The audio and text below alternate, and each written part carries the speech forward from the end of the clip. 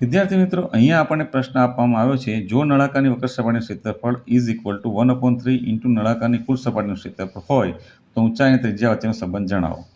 તો વિદ્યાર્થી મિત્રો, અહીંયા આપણને એક સૂત્ર આપવામાં આવ્યું છે. એ સૂત્ર પહેલાં આપણે લખીએ. નળાકારની વક્ર સપાટીનું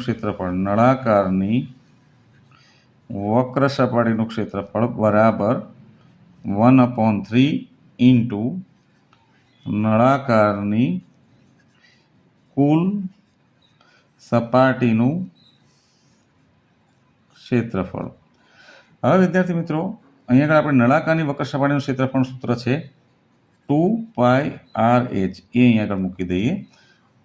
પછી અહીંયા 1/3 ઇન્ટુ નળાકારની કુલ સપાટીનું ક્ષેત્રફળ માટે આપણે લખીએ. નળાકારની કુલ સપાટીમાં શું આવશે?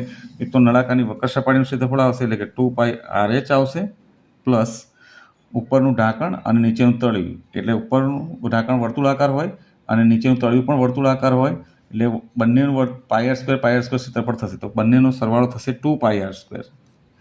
એટલે એ પણ આમાં એડ થશે. હવે વિદ્યાર્થી મિત્રો, લેફ્ટ હેન્ડ સાઈડ પર હમણાં 2πrh રવા દઈએ. અહીંયા 1/3 ઇન્ટુ, હવે અહીંયા આગળ 2πr આપણે જો કોમન લઈએ 2πr, તો આપણને મળશે h પ્લસ r. હવે વિદ્યાર્થી મિત્રો, અહીંયા આગળ 2πrh છે, અહીંયા 1/3 છે, ઇન્ટુ 2πr છે, ઇન્ટુ h પ્લસ r છે. એટલે બંને સાઈડ 2πr છે, એટલે બંને સાઈડ 2πr કેન્સલ થઈ જશે. ધેરફોર અહીંયા આગળ વધશે h અને અહીંયા 1/3 ઇન્ટુ h પ્લસ r વધશે. ધેરફોર વિદ્યાર્થી મિત્રો, આ જે ત્રણ જે છેદમાં છે અહીંયા ભાગાકારમાં છે, માટે અહીંયા ગુણાકારમાં જશે, તો અહીંયા 3h થઈ જશે અને અહીંયા વધશે h પ્લસ r. ધેરફોર વિદ્યાર્થી મિત્રો, અહીંયા 3h, આ hને આ બાજુ લાવીશું તો -h થશે, ઇઝ ઇક્વલ ટુ r થશે.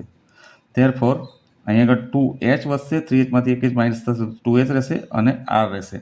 તો હવે આપણે ઊંચાઈ અને ત્રિજ્યા વચ્ચેના સંબંધ માટે હવે આ જે બે ગુણાકારમાં છે તો પેલી બાજુ મોં લઈ જઈશું તો ભાગાકારમાં થઈ જશે. તો આપણને એવું મળશે s is equal to 1/2r. એટલે આ જે સૂત્ર આપણને મળ્યું એ ઊંચાઈ અને ત્રિજ્યા વચ્ચેનો સંબંધ દર્શાવે છે.